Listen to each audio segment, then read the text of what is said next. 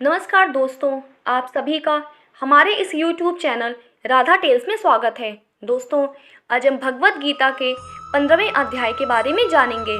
वैदिक ज्ञान का चरम लक्ष्य अपने आप को भौतिक जगत के पाश से विलग करना तथा कृष्ण को भगवान मानना है।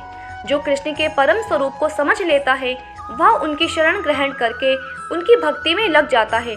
भगवान ने कहा जाता है कि एक शाश्वत अश्वत्थ वृक्ष है जिसकी जड़ें तो ऊपर की ओर हैं और शाखाएं नीचे की ओर तथा पत्तियां वैदिक स्रोत हैं। जो इस वृक्ष को जानता है वह वेदों का ज्ञाता है।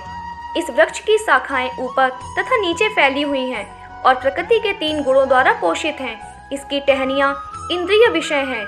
इस वृक्ष की जड़ें नीचे की ओर भी जाती हैं जो मानव समाज के सकाम कर्मों से बंधी हुई हैं।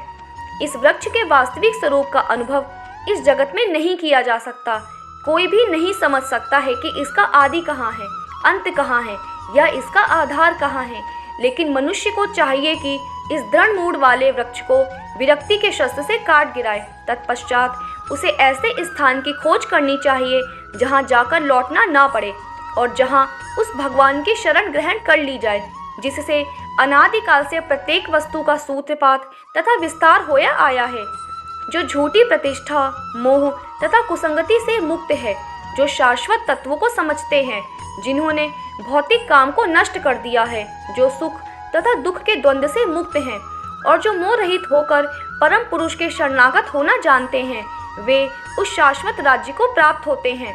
वह मेरा परम धाम ना तो सूर्य या चंद्र के द्वारा प्रकाशित होता है और ना अग्नि या बिजली से। जो लोग वहां पहुंच जाते हैं वे इस भौतिक जगत में फिर से लौटकर नहीं आते।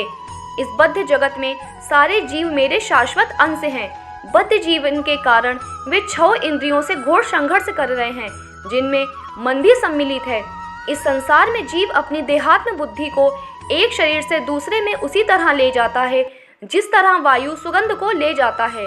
इस प्रकार वह एक शरीर धारण करता है और फिर इसे त्याग कर दूसरा शरीर धारण करता है। इस प्रकार दूसरा स्थूल शरीर धारण करके जीव विशेष प्रकार का कान, आँख, जीभ, नाक तथा स्पर्श इंद्रिय अर्थात त्वचा प्राप्त करता है जो मन के चारों ओर संपुजित है। इस प्रकार वह इंद्रिय विषयों के एक विशिष्ट समुच्चय का भोग करता है। मूर्ख ना तो समझ पाते हैं कि जीव किस प्रकार अपना शरीर त्याग सकता है, ना ही वे यह समझ पाते हैं कि प्रकृति के गुणों के अधीन वह किस तरह के शरीर का भोग करता है। लेकिन जिसकी आंखें ज्ञान में प्रशिक्षित होती हैं वह यह सब देख सकता है। आत्म साक्षात्कार को प्राप्त प्रयत्नशील योगी जन यह सब स्पष्ट रूप से देख सकते हैं। लेकिन जिनके मन विकसित नहीं है और जो आत्म साक्षात्कार को प्राप्त नहीं है वे प्रयत्न करके भी यह नहीं देख पाते कि क्या हो रहा है। सूर्य का तेज जो सारे विश्व के अंधकार को दूर करता है मुझसे ही निकलता है।